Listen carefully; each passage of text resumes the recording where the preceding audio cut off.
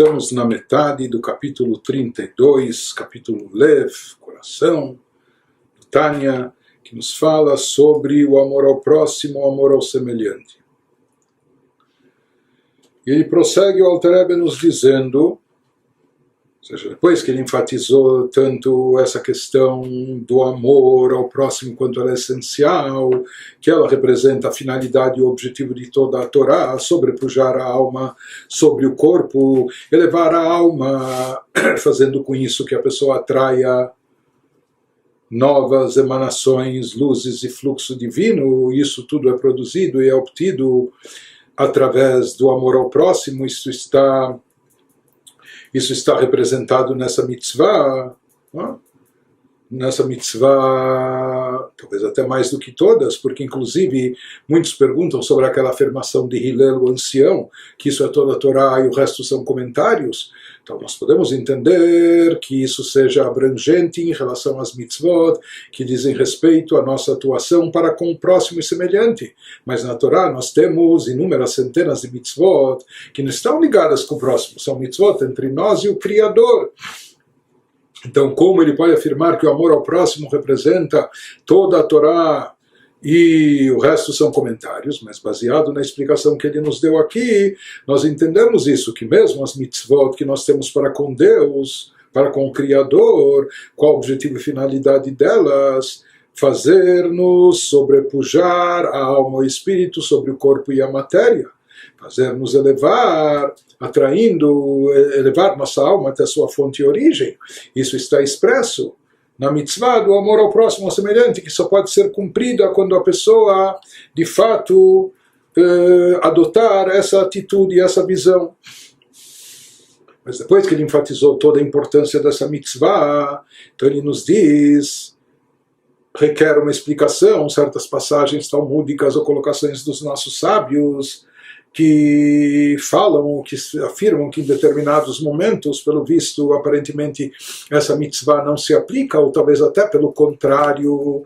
Então, se ela é tão fundamental, tão essencial, é necessário entender isso, como pode ser que em certas situações, eventualmente, ela não se aplique.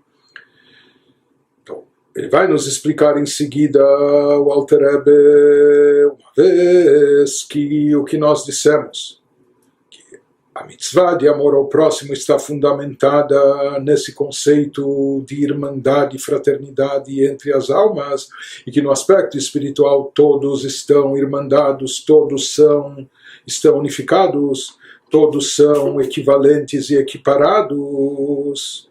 Então ele vai nos dizer, e ele nos falou que essa atitude, inclusive,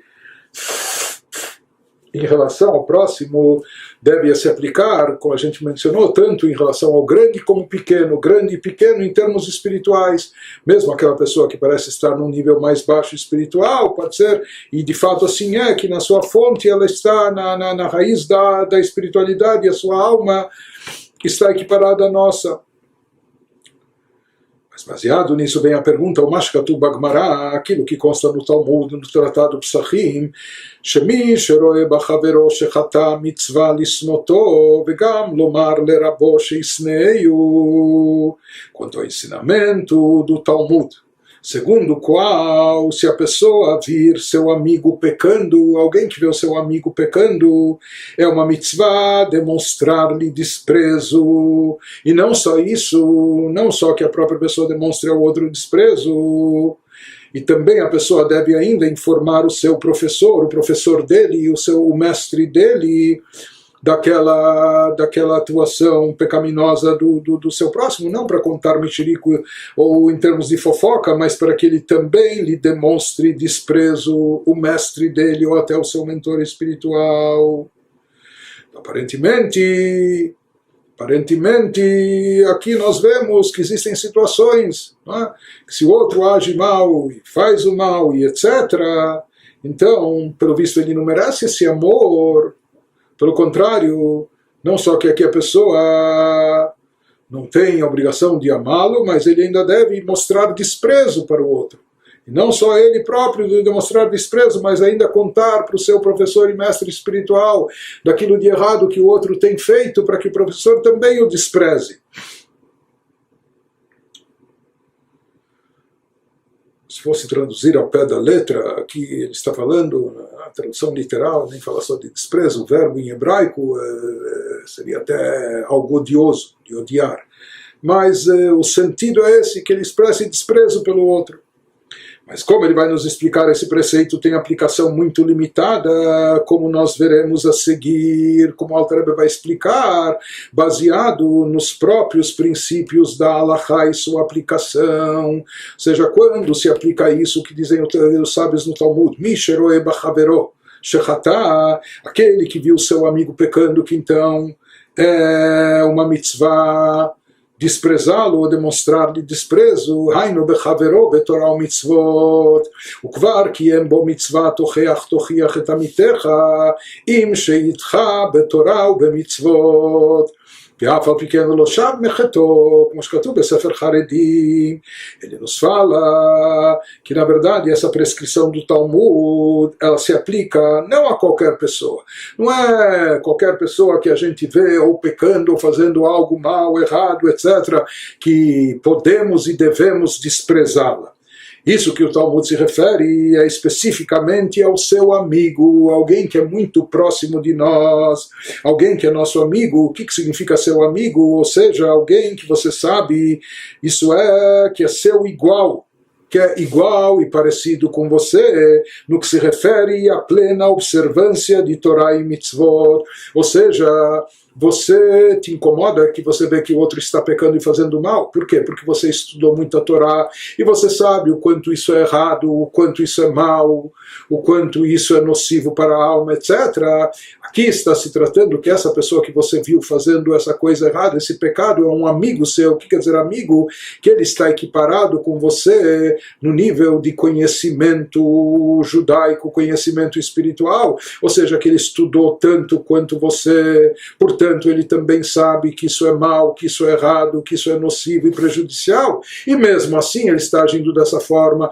Ou seja, ele é teu amigo não só em termos de ser equiparado em noção de conhecimento em estudo, mas também até em experiência prática e vivência judaica e espiritual. Ou seja, que ele tem vivência e ele sabe, e etc. E mesmo assim você o vê agindo dessa forma negativa. Então ele nos diz, somente alguém que você sabe que está nessa categoria, que ele é seu amigo, não só que amigo, nós somos amigos, gostamos um do outro, não, ele é equiparado a você, ele é igual no que se refere à plena observância de Torá e Mitzvot. Né? E mais do que isso, e caso a pessoa você já tenha cumprido para com ele a mitzvah da Torá de repreenderás a teu companheiro repetidamente, seja que existe uma mitzvah, essa é uma mitzvah da Torá, quando nós vemos uma outra pessoa fazendo algo mal, e se nós temos influência e ascendência sobre essa pessoa, então nós devemos nos sentir corresponsáveis, devemos chamá-lo a atenção, devemos fazer uma crítica construtiva, e nem que a gente tenha que fazer isso repetidas vezes, chamar-lhe a atenção, admoestá-lo, repreendê-lo pelo mal que ele está cometendo. Né? Então ele nos diz, nós sabemos que existe essa mitzvah da Torá, mas essa mitzvah de repreender o seu companheiro, de acordo com as normas da Halachá, se aplica exclusivamente a alguém que é como você, que é teu amigo, quer dizer que ele é semelhante a você, que você sabe que ele tem o mesmo grau e nível de conhecimento, de consciência. Para ele não é que ele está fazendo inadvertidamente, ou que ele não sabe a gravidade disso. Não. E ele tem o mesmo nível de vivência, experiência espiritual judaica, alguém que é como você em relação a Torá e Mitzvot. Não? E, no entanto, apesar de suas tentativas, das tentativas da pessoa de respeitosamente corrigir o comportamento dele, ele não cessou de cometer o pecado, como está escrito no Sefer Haredim, num livro clássico nosso. Então, nesse caso, então aqui tem tantas especificações, né? Isso que ele está nos demonstrando, que essa lei, ou esse conceito do Talmud, ele tem aplicação muito limitada, porque se trata apenas apenas quando você vê um amigo, alguém muito próximo a ti, e que você sabe que ele não é um ignorante e não está fazendo as coisas inadvertidamente, ou não por falta de consciência da gravidade do assunto, porque você sabe que tanto como você, ele estudou, e ele sabe, ele conhece, ele pratica, e ele tem vivência, etc. E mesmo assim agora, como Dimar, ele está... Não só isso, você já tentou falar com ele respeitosamente várias vezes, chamar-lhe atenção, fazendo críticas construtivas, admoestando, etc. E mesmo assim isso não ajudou. Então ele nos fala que nesse caso se aplica o dito dos nossos sábios no Talmud. Porém, em casos distintos, nós falamos, por exemplo, isso já foi mencionado acima, que um amaretz, um ignorante, uma pessoa que não sabe, não estudou, muitas vezes mesmo quando ele toma conhecimento, mas ele não sabe a gravidade, ele não sabe, não tem consciência da importância. Por isso se diz que às vezes até os pecados premeditados desse sujeito ignorante são considerados como involuntários. Por quê? Porque ele não tem a devida consciência. Em contraste a isso, se tratando de um Talmid Chacham, de um sábio, erudito, estudioso da Torá, para ele se fala que é o contrário, que até os escorregões involuntários por parte dele, mas já que ele tem tanto estudo, tanto conhecimento, deveria se cuidar tanto, então até mesmo o involuntário é considerado proposital.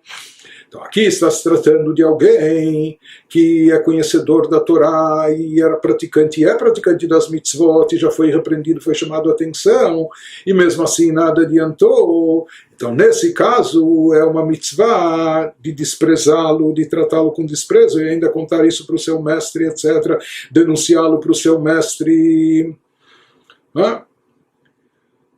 Porém, alguém que não está nesse nível, alguém que nem é íntimo de você, nem é conhecido a fundo por você, e nem está equiparado no mesmo nível, ou seja, que tenha todo esse conhecimento prévio de Torá e saber do valor das mitzvot, e que você tem certeza que ele está ignorando e desprezando propositalmente, apesar de conhecer a importância de tudo isso, nesse caso, mesmo que você for repreendê-lo, pode ser que a tua repreensão não surta efeito. Por quê? Porque ele não sabe a importância e valor disso. Então, com certeza, aqui não se aplica esse dito dos nossos sábios de tratá-lo com desprezo.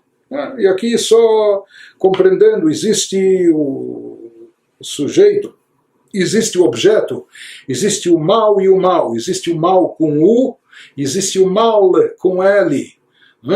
Então, nós já aprendemos no Tânia anteriormente que os tzadikim, eles abominam, eles odeiam o mal, mal com L. Por quê? Porque eles repudiam tudo aquilo que é contrário à vontade de Deus. Eles amam tanto o bem que eles não toleram e não suportam o mal. Não só que eles não têm atração pelo mal, mas eles repudiam o mal. Para eles o mal é uma coisa odiosa, porque é o contrário do bem. Eles estão tão convictos do bem, tão identificados com o bem, amam tanto o bem que acabam odiando, repudiando o mal. Por outro, isso é o mal com L, não é? Mas o que acontece? Aquele que é o sujeito que carrega o mal com L, que é o sujeito mal com U, uma vez que ele personifica o mal, ele se torna o agente do mal, sendo uma pessoa mal. Então, no caso também, a sua atuação, não é, o torna mal. Então, aqui seria isso que ele nos diz. Somente quando alguém que está muito consciente do que faz, e faz, nós sabemos que ele está fazendo de forma escancarada, mesmo sabendo da importância, sabendo da gravidade, consciente disso, nós temos plena certeza de tudo isso. E mesmo assim ele está fazendo mal, então aí se aplica o que os nossos sábios dizem de tratá-lo de forma desprezível.